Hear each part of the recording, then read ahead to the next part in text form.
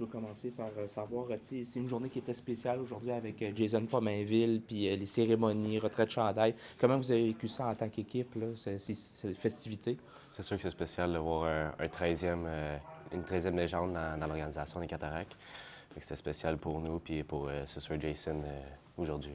Si je me demandais au début de la partie, des fois c'est des longues cérémonies, ça casse un peu le beat du warm-up et tout. Comment vous avez vécu ça sur la glace? Est-ce que vous vous sentiez peut-être un peu comme froid ou quelque chose du genre là, quand ça a commencé? Ouais, c'est sûr qu'on a un petit warm-up de 3 minutes, mais quand même mentalement c'était tough de rentrer dans la game. Ouais. Puis ça a paru dans les 10 premières minutes. Puis Ouais. après ça, on a pris le beat du match. Là. Ouais. Je me demande aussi, peut-être pour revenir sur la saison dans son ensemble, comment ça se passe pour toi? C'est ta première saison complète avec les Cataractes, puis je pense que tu es capable de trouver ton rythme jusqu'à maintenant. Là. Ouais, je trouve que ça va bien. Je progresse à chaque game, puis c'est pas mal ça. Là. Le coach il me donne des minutes, puis j'apprécie. Ouais. C'était quoi les plus gros ajustements que tu as fait quand tu compares à tes premiers pas l'année passée à cette année? C'est sûr que pendant l'été, j'ai pris du poids. OK. Fait que ça m'a aidé d'être plus confiant à la glace, puis ça paraît lors des matchs. Là. Ouais. Par la suite, je veux savoir, tu as ton père maintenant qui est derrière le banc. Je me demande au quotidien comment c'est d'avoir à dealer avec papa sur la glace comme coach, puis papa aussi à la maison. C'est quoi, comment tu te sens avec ça là, dans cette situation-là? Ouais, dans le fond, quand il est derrière du banc, c'est un coach. Oui, c'est mon père, mais en premier temps, c'est mon coach. Puis il me traite comme les autres joueurs. Puis après ça, à l'extérieur de la glace, bien, il me traite comme mon père. On parle pas vraiment d'hockey à l'extérieur de la glace. Puis ça va bien. Là. Ouais. Je suis curieux aussi de savoir, je sais que vous faites comme la coupure, mais est-ce qu'il y a une partie de toi qui te dit, je veux prouver aux autres que j'ai ma place encore plus, que tu veux faire encore plus d'efforts pour démontrer que tu n'as pas de favoritisme là, dans cette équipe-là? Oui, c'est sûr. C'est ça depuis que je suis jeune. Le monde essaie de mettre ça sur le faute de mon père, vu que je suis à quelque part. Mais c'est à moi de prouver, puis je pense que je le fais bien. Là. C'est une autre. Salut. Fait que, je veux savoir aujourd'hui, pour commencer, comment c'était d'être part des festivités entourant le retrait du chandail de Jason Pomainville, un moment spécial? C'est sûr, c'est vraiment hot, là, faire partie de la même organisation que lui. Puis, tout ce qu'il a vécu, c'est vraiment une inspiration pour nous autres. Puis, c'est vraiment hot. Ouais. Je me demande, peut-être un mot sur la partie. C'est la partie quand même assez réelle. Vous avez Ouais. montré du caractère pour revenir, passer proche quand même. Peut-être ton analyse de cette partie-là. Ouais, c'est sûr, ça a mal commencé. On n'a pas fait les petits détails. C'était plus rough au début, mais on a bien fini la troisième période. Puis, on va bâtir sur ça pour les prochaines games. Ouais. Je me demande aussi, tu as eu droit à un rappel là, pendant le temps des fêtes. Comment ça se passe pour toi, là, tes premiers pas dans le junior majeur? Ça se passe bien. C'est sûr, c'est une adaptation, loin de la famille et tout, mais ça se passe vraiment bien. Je suis bien encadré dans cette organisation-là, puis ça se passe super bien. C'était une surprise pour toi d'avoir ce rappel-là au temps des fêtes? Tu t'y attendais peut-être un petit peu? Bien, c'est sûr que j'y espérais. Je m'y attendais pas, j'y espérais, mais de se faire appeler puis de se faire confirmer, c'est vraiment le fun. Puis, je l'espérais, mais je ne l'attendais pas, là, mais c'est vraiment quelque chose qui est le fun, puis je suis vraiment content de faire partie de l'organisation maintenant. Là. Oui. On a entendu aussi des bons mots sur toi là, quand tu étais dans la M18 au début de la saison. Tu sembles avoir fait une belle progression. Peut-être me parler un peu des principaux points où tu sens que tu as fait une progression dans ton jeu.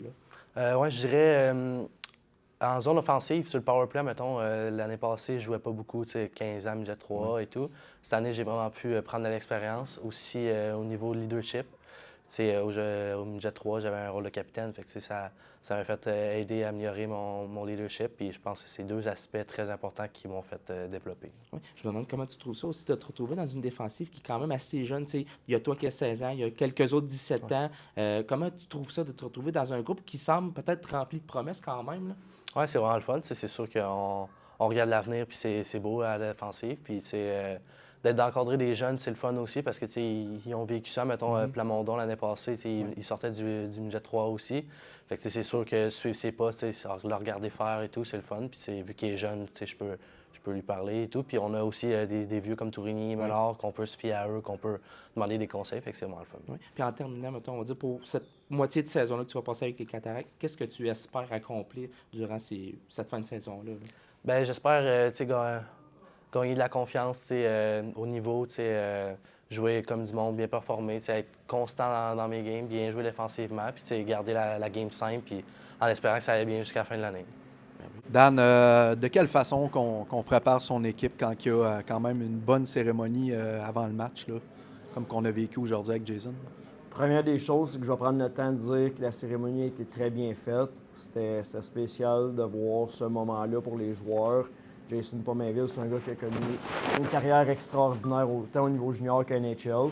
L'organisation a fait ça de première classe. Fait que ça, c'était très beau. Puis c'est important que les joueurs voient ces moments-là, parce que c'est des joueurs qui ont marqué l'histoire de l'organisation. Ceci étant dit, on n'a pas changé l'approche, la préparation. On n'a définitivement pas eu le début de match escompté, espéré.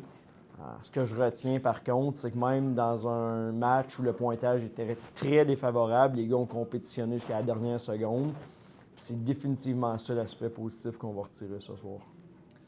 Justement, parle-moi de quel mot d'ordre qu'il y a eu peut-être dans la première entraque pour ramener les gars dans la game parce que c'était quand même 3 buts très rapides là, dans les 5 premières minutes. Tu sais, l'être humain, c'est une machine d'habitude. Fait que ce qu'on a dit aux joueurs, tout simplement, c'est qu'en ce moment, le pointage de la game de ce soir, là, après la game 68, il n'y a plus personne qui va s'en rappeler. Mais les habitudes qu'on va se créer dans l'adversité, ça va paraître même qu'on arrive dans une série. Fait que tu sais, il n'y a jamais des games faciles. Dans une série, tu sais que tu as beaucoup d'adversité. Nous autres, ce qu'on veut, c'est de développer des bonnes habitudes de travail, puis de bien réagir dans l'adversité. Puis à soir, c'est exactement ce qu'on a fait. Dan, je suis curieux, tu sais, je sais que tu y vas au jour le jour, mais vous avez une sacrée semaine là, devant vous autres. La BTB, vous devez partir lundi, vous allez revenir sûrement après les matchs. Après ça, 2 matchs ici. Quand même, Nonobstant le 3-3, tu sais qu'on vient de revenir d'un petit 2000 km. Oui, mais tu sais, au final, les 18 équipes vivent un calendrier similaire. En ce moment, c'est une période un petit peu plus dense en termes d'intensité. Mais c'est du bon temps qu'on passe ensemble. Tu sais, c'est la route, on le dit souvent, c'est du temps de qualité qu'on passe avec les joueurs, beaucoup de meetings, beaucoup de team building. On a quand même 5-6 nouveaux, fait que ça facilite l'intégration. Fait que oui, demain va être journée de repos, mérité nécessaire. Lundi, c'est travel day pour l'Abitibi. On joue mardi, on joue mercredi. J'aime ça faire avoir ton avis sur certains joueurs que je fais des entrevues. Fait que là, Noah McKinnon, c'est un tout nouveau jeune défenseur. Comment tu trouves ses premiers pas dans le junior majeur? Je vais faire attention à mes mots. L'échantillon est court, mais c'est très impressionnant. J'ai hâte de voir comment il va être capable d'amener sa game, mettons. Est-ce qu'il va être capable de garder cette constance-là? C'est un gars qui est excessivement compétitif. C'est pas le plus gros défenseur, mais tu vois qu'il gagne la grande majorité de ses batailles 50-50. C'est un gars qui n'a pas peur de patiner avec la rondelle, excellente vision du jeu. Sur la ligne bleue offensive, il a une facilité à trouver ses lignes de tir également. On est très content de son début de saison avec nous autres à partir de maintenant. Puis le dernier que je voulais te parler, c'est Cody Dupuis. Tu sais, parler peut-être de sa progression, mais aussi du fait qu'il travaille avec son père derrière le banc. Comment tu vois ça au quotidien, toi, en tant qu'entraîneur-chef de l'équipe? Il travaille avec 3 entraîneurs. Pascal, c'est le père à Cody à la maison. Pascal, c'est l'entraîneur à Cody quand il est à l'aréna. Il n'y a aucune relation père-fils en ce moment. Quand on est à l'aréna, il est traité comme tous les autres. Pascal le traite comme tous les autres. J'ai aimé son dernier week-end. Je trouvais qu'il jouait avec plus de confiance, le patinet avec la rondelle. C'est un gars qui est très méticuleux, très sur les détails. C'est un gars qui a beaucoup de connaissances, qui est très cérébral. En ce moment, je pense qu'il a eu une très bonne fin de semaine. Je suis content pour lui. Une petite mise à jour, c'est blessé, Dan. Ménard, Chandler. Ouais. Cole patine, Cole ne shoot pas en ce moment, mais ça progresse. Il a vu le médecin hier. Là. On cible un retour vers la mi-février pour Cole Chandler. Pour ce qui est d'Isaac, c'est une malchance totale. C'est l'appendicite. Une petite opération d'urgence cette semaine. Fait que c'était tellement imprévu. C'est sûr que ça nous fait mal.